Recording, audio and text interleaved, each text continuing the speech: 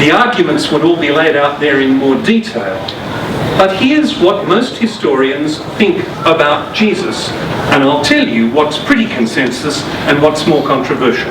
Number one, it is very clear that Jesus believed that God was intervening in human history at Jesus' time in a new way, which Jesus called the coming of the kingdom of God. Jesus announced the arrival of the kingdom of God and seems to have thought that he was not only announcing it, he was in some sense inaugurating it. So yes, he was the messenger, but he was more than just the messenger. He was also the person making it happen. God was intervening decisively in history. That intervention had begun in Jesus' lifetime.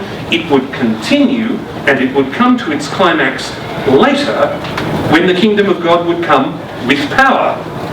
Or there were other ways that Jesus described that phenomenon. We tend to call it the end of the world, and I think that's partly right, but also partly seriously misleading. I think it might be much better to call it the transformation of the world. Or if you like the turn of phrase by scholars like Tom Wright, he calls it not the end of the world, but the mend of the world. The repair, the new version that will not go bad. I think that's actually a better formulation than to talk about the end of the world. Jesus regularly talked about the kingdom of God as something that was both present and, in some other sense, still to come. And that was a major feature of what he was about. Secondly, Jesus believed himself, in some important sense, to be God's ultimate messenger to the people of Israel.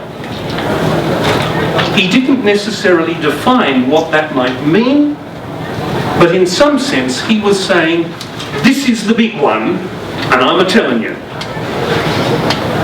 He said, for example, if I by the finger of God cast out demons, then the kingdom of God has come upon you. What he's saying is he's not just announcing it, his actions are inaugurating it. He deliberately chose, to have an inner circle of 12 disciples. Well, it's a nice round number. No, it's not. It's the number of the tribes of Israel. And Jesus seems to have been saying, you 12 are going to be the new leaders of the 12 tribes of Israel. You are the new core of the new nation that Israel is going to be transformed into, and I'm your leader. Congratulations. Now, if they are the 12 leaders of the 12 tribes and he's their leader, he is clearly giving himself some fairly significant status, even though he may not be defining what it means. Clearly then, Jesus was in some sense saying that he was God's plenipotentiary ambassador. He was the one with the authority, however it was defined. Next major point. Jesus believed himself to do miracles and was widely believed to do miracles. Historians will argue ferociously about whether miracles can really happen, and if they do happen, whether they can be proved to have happened. And let's face it, it's hard enough to prove that a miracle has happened now, let alone 2,000 years ago. That's one of the reasons I said historians just don't have a magic wand. There are some things that it's just plain hard to prove. But I think you can prove that Jesus believed he did miracles. And I think you can prove that his enemies thought he did miracles. And that's a pretty good start. Next, as part of his preaching of the coming of the kingdom of God, Jesus preached that God would forgive people who did not deserve to be forgiven. He talked about forgiving prostitutes and corrupt public servants. That's prostitutes and publicans, because a publicanus is not someone who owns a pub. The publicani are the Roman tax lawyers, and they're big international tax-gathering companies.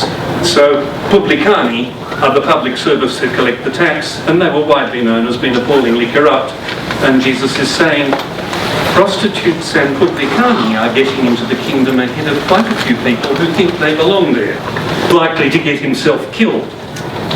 And I think it is highly likely that Jesus believed that in some important sense his death would inaugurate the kingdom in a new sense and would have something to do with the forgiveness of sins that he was proclaiming.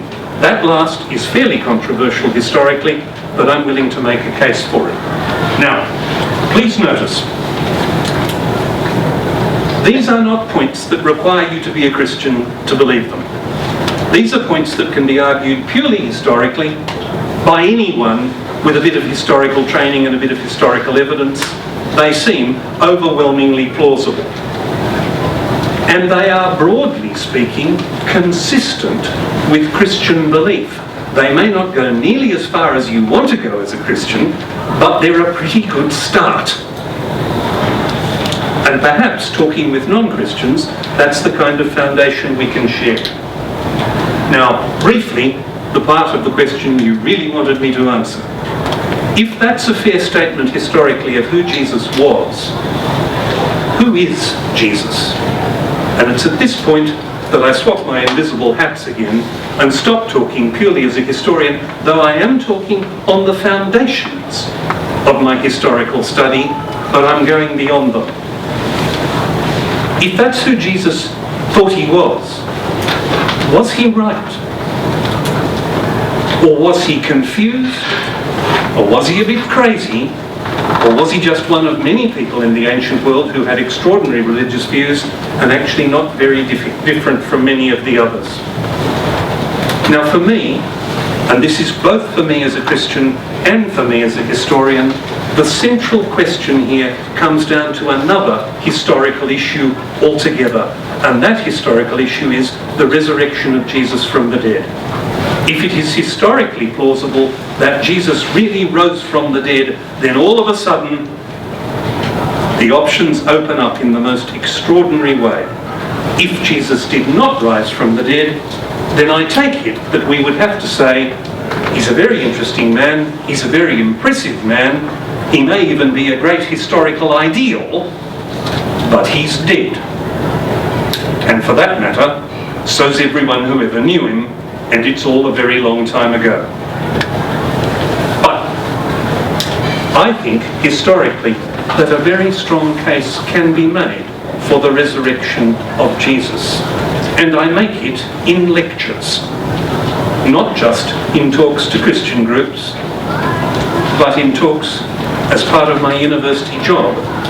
And that may be because I'm flagrantly biased, or it may be because there's a real case to be made, or it may be a bit of both, and it is up to you to decide. But what I'm saying is as a historian, is that I think the case that Jesus rose from the dead is actually strikingly impressive. That can be another talk at another time or not. That's up to people who run the place in a different way altogether. But can I ask you to note one important thing? I am not saying that Jesus rose from the dead on his own. Because to put it bluntly, you can't do that, because when you're dead, you can't do anything much. That's the point about being dead. I am not saying that Jesus was in some sense not really dead and managed to press the switch and come back fully to life. I am saying that what the early Christians believed is that God raised Jesus from the outside.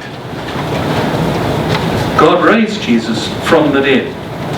And at the very least, that must mean that God was reasonably impressed with what he'd been saying and doing. Because to put it bluntly, if you weren't, would you bring him back? It looks as if you're saying, yep, that's my boy. That's the way most people take it. And that's the way I take it. From my point of view, the question, who is Jesus, comes down to the resurrection. If the resurrection really did happen, then this is God saying who Jesus is. And what God is saying, again, not in Christian jargon, but just in common language, is, that's my boy, and you really better listen.